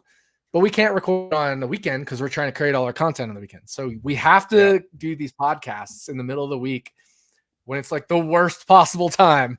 And so you and I are moving it from Tuesdays to Wednesdays, partly for schedule reasons, but also, like you said, it's just one extra day for these ancillary lines to come out, not just your race win or your top 3, 5, 10, but like all these crazy, like Caesars. Shout out Caesars, right, Jordan? Look at these markets they have. It's a lot of leader of lap 190 wins race. And for IndyCar, dude, Caesars for IndyCar. We do a whine about it. My anti-whine about it is, here are these IndyCar markets: miles per hour of fastest lap, lap number of fastest lap, average speed of race, most improved positions. Like, we don't even get those for NASCAR. Right? Yeah. Shout outs to Caesars for the IndyCar bets, but also, they do a lot. They've always done a much better job than any other book in terms of just the number of markets. And, they've definitely done that a little bit with Daytona as well. They did it with the season long bets, being able to bet on teams, on manufacturers, on drivers for season long win totals. So, and shout out DraftKings, driver with the most fastest laps. Hopefully they do that all year, right? That'd be cool. Hopefully this just all continues, because all these books are now just building off of each other. There's more qualifying lines available than last year. There's more random stuff to bet on than last year already. I hope it continues. I'm a little worried with DraftKings because they have a tendency to introduce something new and then just take it away. I don't know if fastest laps will be, if this is a Daytona 500 thing or if we'll get it every race. I hope it's every race. I hope it's every race, and only because of the NASCAR new initiative of the fastest lap gets a point. Yes. Yeah. Right? But there's no reason DraftKings shouldn't, right? Like DraftKings, yes, it's sports betting, but they also do daily fantasy, and they keep track of fastest laps every race for daily fantasy. That should be a market they just offer every race. So DraftKings, please offer this every race. Even if I don't bet into it most races, you can still offer it. Yeah. More is always better. More, because there's always going to be like a random thing. Even like the shitbox specials where, you have 2 shitbox cars head to head. Give us those so because we will bet them. I like, just for fun, I will bet those. Like it's just something. But Caesars, always good offerings. Please just improve your app, the experience of trying to find stuff, and that'd be amazing. But as far as my content, just to close this topic out a little bit, RotoBaller.com. Sorry, Nick, I did not have a scroll for you built in here. I had mine, so I'll get yours. I'll get one for yours. But RotoBaller.com is where you'll find all my stuff. We kind of switched around the packages this year, so now you can have. There's a package that's just my content. There's a package that's just like the optimizer, and then there's the full package where you get all of our stuff plus F1, which I know RotoBaller is committed to covering F1 even more as that sport gets more popular with DFS and everything. So use code Jordan25. You're going to get 35% off your subscription. Thank you very much if you've already joined. And if you get in there, if you subscribe to my premium package, make sure you get into the premium Discord. That is where you are going to get any bet that I make. I'm putting in there as soon as I bet it. As soon as I put one in, you're getting it there before I can track it, before I can put it in an article or anything. Premium Discord, you will get a notification. So make sure you get in there. That was my moneymaker last year, was betting. I had my best betting year ever. I had a pretty good DFS year, but betting was number one for me last year. So if you're in the premium RotoBaller subscription, make sure you're in that premium Discord. It's going to be good. And I'm gonna make more of an effort to be in there during races as well, talking. So it's going to be fun. I want to get. That's going to be another focus for me. Engagement. That's going to be another focus for me is live betting more. I'll probably be. I love live betting. I forgot to say the Action Network Discord, but discord.gg/Action Network. I'll be in the racing channel during races more, live betting more this year as well, because it's such a big edge. And, that's why we're betting. Yeah. And that's why we've reduced the segments on Running Hot, just fewer there. More live, maybe more early in the week, super early, right when lines drop. But again, I'll post those in the Action Network Discord right as I'm tracking them in the Action app as well. So, by the way, you got to sign up for Jordan stuff, because Fantasy Racing Writer of the Year last year and nominated for DFS Writer of the Year this year, not just in racing, but all DFS. So congratulations, Jordan, from the FSWA, Fantasy Sports Writers Association, I believe it is. I've never been nominated because I'm not an FSWA member. So, yeah. People ask, why have you never won it? Well, because I'm not a member. I don't know. It's just never a thing I've done. I honestly couldn't believe that I got the nod for DFS Writer of the Year, because, obviously I won the Racing Writer of the Year last year. And I just in my head, I know I submitted my application or the submissions to be DFS, but I was like, hopefully, I just have the chance to defend my racing crown. Which shout out Stevie, he's a finalist for racing this year. Absolutely. Yep. So he's one of the final 3. Hopefully he wins that. But yeah, when I that as well, yeah, when I saw the tweet that I was DFS finalist, I'm like, oh wow, like I was shocked. It was awesome. So that I don't expect to win it by any means. I'm hopeful. I think that'd be awesome, but I know I'm going against some incredibly tough competition. Stellar names, dude. Some stellar names. Yeah. I looked at that list. I was like, wow, it's a big company. I'm trying to pull it up here. Your tweet. Here we go. So Adam Levitan is one of the biggest names in all of fantasy football, like ever. Dan Marcus, Alex Blickel, and Dan Palio, all just that's a heavy hitter lineup right there. So if you win that one, Jordan, that's feather in the cap right there. Yeah, I'm hopeful. I think they're going to announce here at the end of the month. So hopefully, we'll see. But yeah, it was awesome to hear that. And yeah, thank you to anybody that's subscribed to my stuff, continues to. And of course, check out Nick's stuff as well. It's going to be a fun year. It is. For sure. It is. But I'm so amped. Like 2 weeks ago, I was like, I'm ready for NASCAR, but I'm just kind of like, yeah, I'm ready. Now I'm like amped. Right. Just absolutely amped. For IndyCar, now we got even more for IndyCar. Yeah. We got we talked about some bets for Daytona. There was a comment here came in. You guys betting the poll tonight. I jumped on Logano 10-1 for the poll. I also threw I think I threw like $5 on is it Priest at 80-1 or so? Yeah, it was Priest at 80-1. Just because he's a Ford. RFK typically doesn't qualify well here. But like I said, I'm eyeing Cindric again. And then I have Blaney at 25-1. So that's where I'm at. Nick, do you have any just the qualifying Blaney, bets? Just Blaney, just the Blaney. Just Blaney at 20, 25, 20 range. But I like it at 18. I think there's still an 18 out there. So yeah.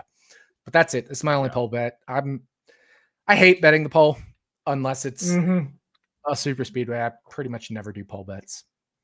Yeah, you hate poll bets as much as I hate betting outrights early in the week. Yeah.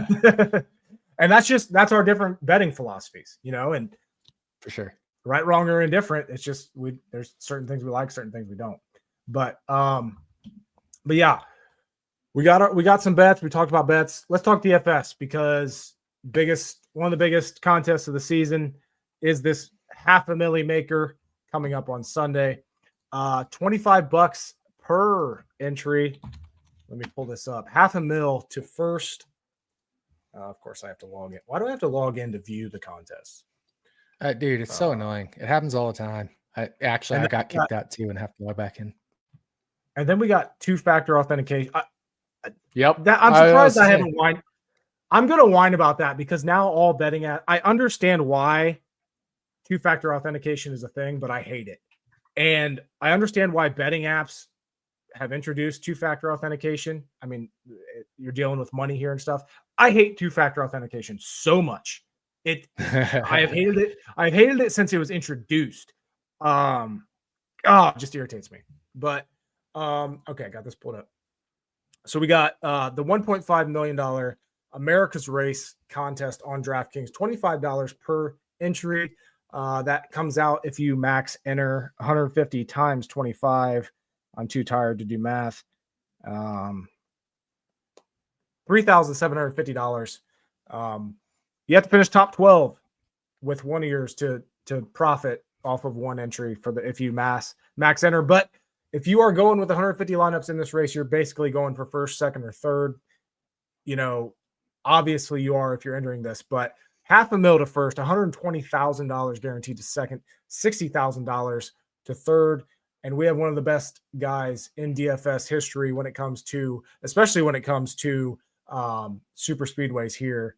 Nick, what is your how are you approaching this, especially with this being a full field, with this being the Daytona 500? Not to mention, DraftKings has no scoring for a 41st place driver. Yeah. I don't know if they know this, but how I are was we going to wondering handle about that? Yeah. I was wondering about that.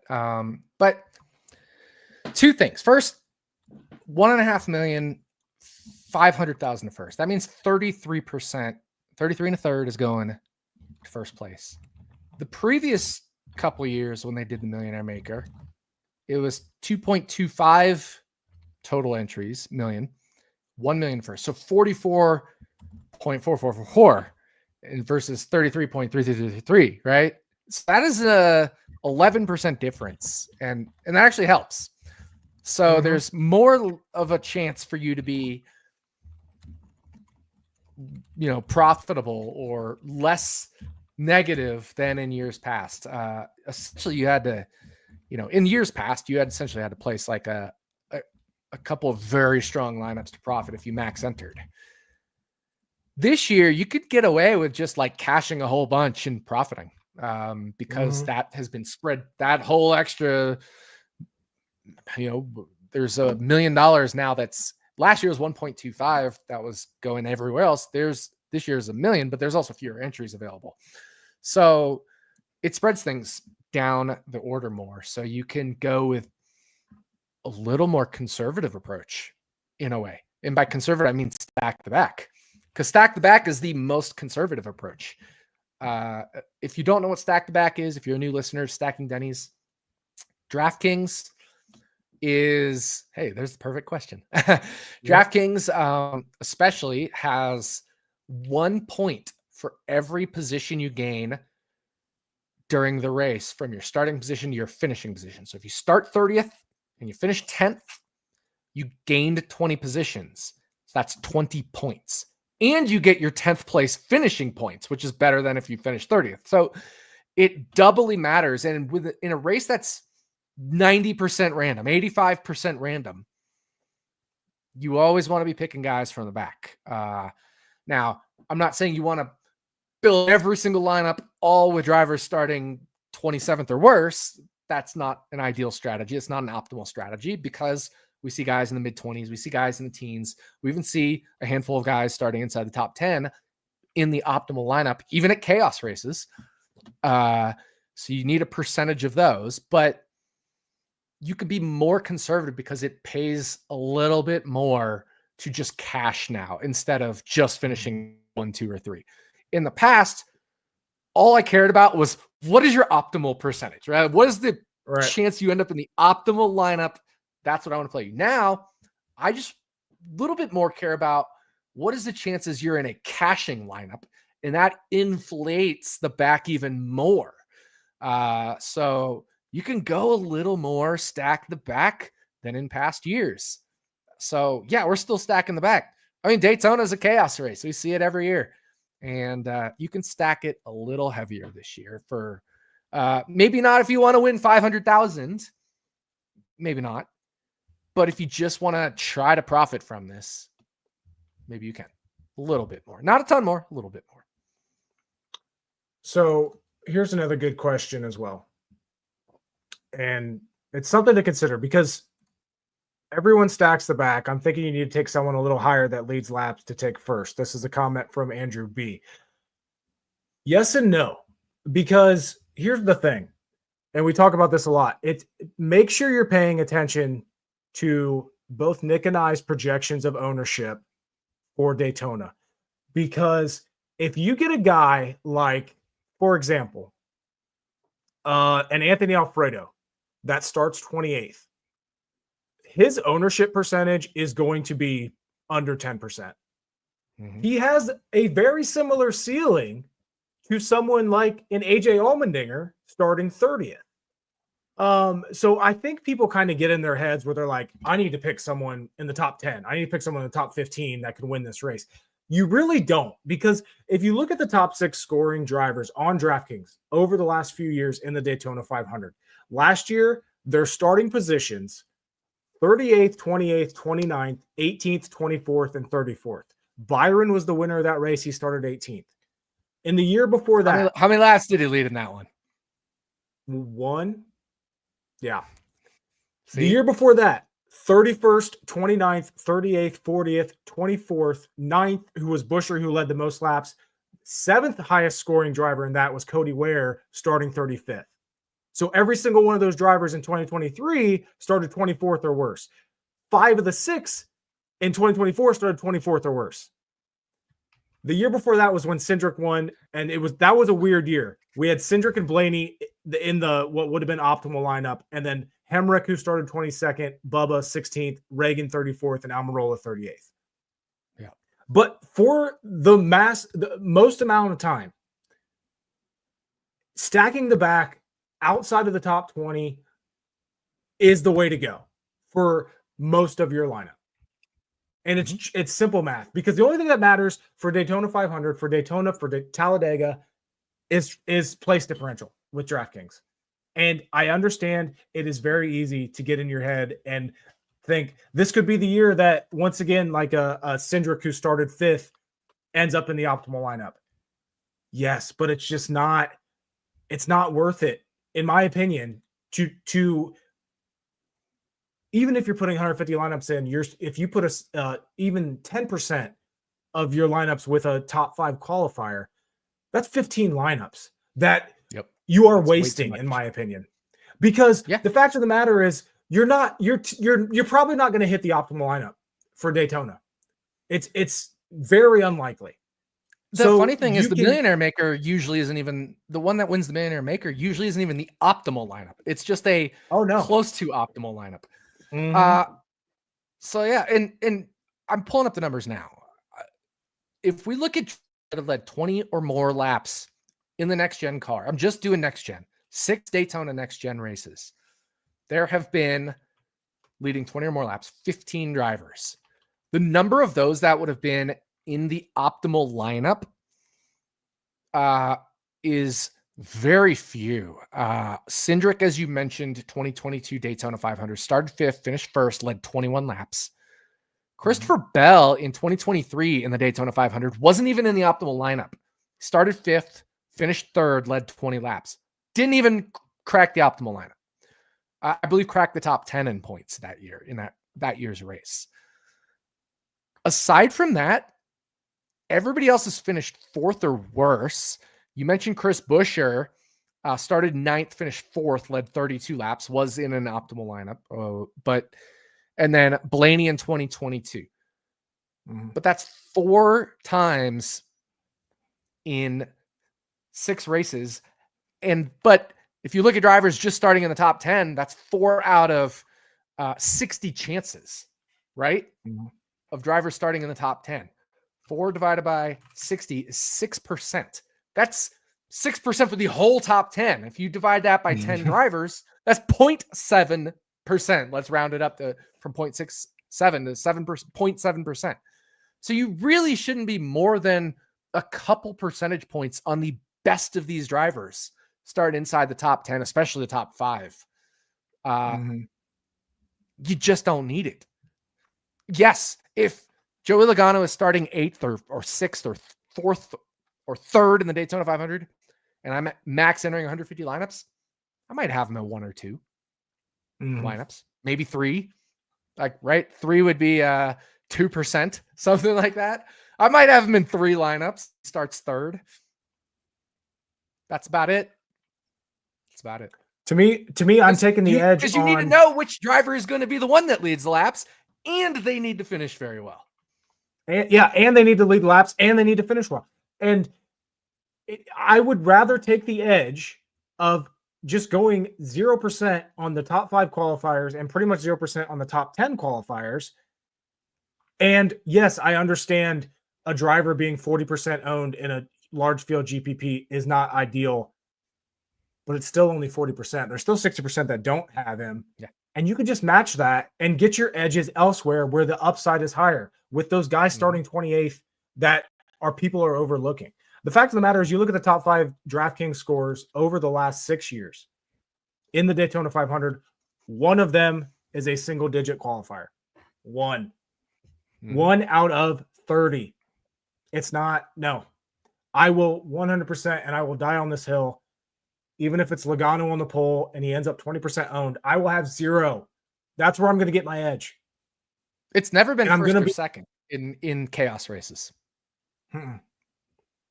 In Talladega, occasionally you can get a second or a third or something like that starter. But in chaos races, I can't remember the last time, if ever, it's been a first or second, a front row starter. Yeah. But you get the point. Like, if Joey Blaney Logano starting qualifies on third in pole, 2018. yeah. That's the Was that closest I can Talladega? see right now. That was Daytona That was 500 Daytona. 2018. He Daytona. started third. Yeah. Yep. Yeah. Exactly. And that's one out of how many? Top 3 qualifiers. Exactly. So if Joey Logano starts in top 3 spots, he's gonna be 6-7% owned. Sometimes he might even be 12 or 15% owned, you know, which is even if he's 6 or 7%, that's way too high. That's why I loved when like Larson or Elliott starts on pole at one of these, because it's like 15 to 20. Like, no, boom, right there, 0%. Yep. So, and that's one reason I love these big name guys. Probably winning the pole. The strategy has not changed from last year to this year, because nothing's changed from last year to this year. Nothing. The same cars, same bodies, same everything. Actually, if we do get 41 cars in this field, it pushes it even further down to do even more stacking in the back, because there's more room for people to move up. Because we don't care who finishes 41st. I don't care about the DraftKings scoring for who finishes 41st anyway, because they're not going to be in the optimal lineup if they finished 41st. So I'm just curious start 41st and you finish But if you start 41st, that's just an extra spot you can gain. Right? Like, that's just an extra spot you can gain. I'm not going to do the math off the top of my head, but a driver starting 41st, finishing 15th would have to right there just in place differential. Just in place differential plus the plus 15 finishing points. Yeah, the 15 finishing points, it's another 28. So that's a massive score right there. And that's finishing 15th, For a front row driver to score 50 something points in DraftKings, they're gonna have to finish front row, and they're gonna have to lead lap. Like, yeah. It's always take the upside. It's such an easy concept, but so many people don't get it. And it's also, I'm not trying to sit here and say that this is easy either. I suck at DFS. I suck at DFS on super speedways, but I equally kind of understand the strategy. Yeah. But I get in my head where I want to take the, I usually get like stuck in that 15 to 22 range. I usually love that range. And that's actually one of the worst ranges. Yeah. But outside of, I'm going through these contests for DraftKings, I'm kind of disappointed in what they have with the duels. I feel like they're continuing their little strategy from the end of last year, where they're sizing down these contests. And I know I'm pretty sure, I don't remember if the big one for the Clash filled, but I know like a lot of the high dollar ones, the ones where like it's actually fun to enter, and you have a good shot at making money, they make these so small. I don't like it as much, but it looks like they have a $10 piston for both of the dual races, with 10 grand to first. So that's nice. Any insight into how to handle the dual races from a DFS perspective? It's the same thing. You just you go from I will forward. know. It seems like I always like when this is going to be a chaotic year. This is a better year to stack the back in the duels because of how many open cars we have trying to make it in. Yeah, and also typically, historically, if the first duel is chaotic, the second one is calm, and vice versa. If the first one's calm, the second one is typically chaotic. It's something to keep in mind. Yeah, I don't think that's actually a sticky thing. Like, I think we happen to notice that, but that doesn't mean we can't have two chaotic ones or we can't have two calm ones. Oh, absolutely not. Yeah. There's no correlation there. Like they're independent races, in my opinion. I think there could be a few subtle factors that may make them, slightly non-independent in just like the bodies of the car, the arrows, or whatever. But like in this particular case, I actually don't think that's a trend. This specifically this year, a trend. So I do have to go in like 10, 15 minutes. I got to finish up college basketball projections for the games tonight. I got to go as well. So I'm doing, I don't know if you're going to be able to, or if you want to, I will be doing a live stream, just building random lineups on Sunday morning. If you are able to, you're more than welcome to join. We can talk more about DFS strategy. Yeah. Going through these comments quick here. Before we make our picks, because we still have to make our picks. Yep. Gonna ask this later. First year playing 36 for 36. Thinking about going with John Hunter. Any thoughts? And is there a racetrack that you might suggest using John Hunter Nemechek at? Me personally, I like starting the year off 36 for 36 with a shit box. I don't know what to fully expect out of John Hunter Nemechek this year, so I don't want to. If he potentially shows good improvement at a specific track type this year, I kind of want to save him. Because here's the thought process. If he's shitty to start off the year, he's probably going to be shitty later in the year. If he improves throughout the year and I save him, I can potentially take advantage of that later in the year, whereas I'm using the shitty part now. So worst case scenario, you're using him shitty somewhere, but you have the chance to use a very shitty car this week and roll with that, which would be my recommendation. Yes, I agree. Nothing to add. Mm-hmm. There was another comment here with still planning on doing 36 for 36 contest with Stacking Dennys listeners. Yes, we're still figuring it all out, but there will be something. Pay attention to our Twitter accounts, and we'll get that up. All right, picks for the race and 36 for 36. I need like a coin. Okay, heads or tails? I got a penny here. I got a lucky penny here. Tails never fails. Super Bowl. It's shit. It was heads. I promise. So you pick who goes first for pick to win and 36 for 36. Wait, but I lost. Oh shit. Good point. I'll let you go first this week. All right. So pick to win. I'll go with pick to win first because I already know what I'm doing there. Actually, I already know what I'm doing with both. Pick to win. I took Keselowski on running hot. So to hedge my bet, I'll go with the other guy I was considering on pick to win. And that's Tyler Reddick. I just have a feeling about Reddick. I just think he's going to get it done. He's really good at super speedways. Underratedly good at super speedways. Mm-hmm. Tyler Reddick, my pick to win. I like that. I like that pick. And it's one of those buy low situations. I'm gonna go a little opposite here on my pick to win, and I'm gonna buy high. I think a guy that's overvalued this week and getting a little too much hype. I'm gonna go Kyle Larson. I'm gonna say he finally finishes a super speedway race, and I think Kyle Larson starts off the season with a win. If Kyle Larson wins, imagine the hype going into the Indy 500. Oh, could you imagine a driver winning the Daytona 500 and the Indy 500 in the same year? Is he for sure running it this year? Didn't they make a rule change? He's 100% running it. He's 100% running it. The only difference is if that thing starts to get delayed, he's going to have to get out of the car and go back, right? Because of the waiver thing. He might still get a waiver, but he'd get all his playoff points taken away. Mm-hmm. Yeah, that would be amazing. So yeah, Larson, you look at next gen stats in this car, he runs really well, and eventually I think he's going to get the finally finish. But yeah, all right, you got Reddick, I got Larson. Now we got 36 for 36. Go to where? Yeah, I feel like that's the move. You have to pick go to where, I think. Especially now with some of these other like air quote shit boxes. Like you can't take Allmendinger because you're saving him for a road course. All right. Yeah.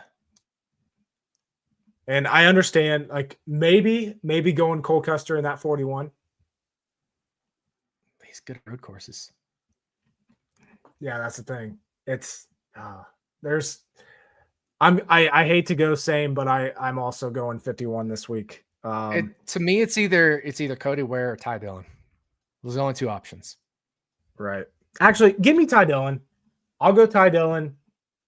So we're not the same, because I like, if I don't use Ty Dillon here, I'm going to use him at another Daytona. Some other super so I'll speedway. go. Yeah, exactly. Yeah. Give me Ty Dillon. Nick, you got the 51. And we'll really get into that. Like I said, we'll figure out how to get everybody involved, and we can compete against each other.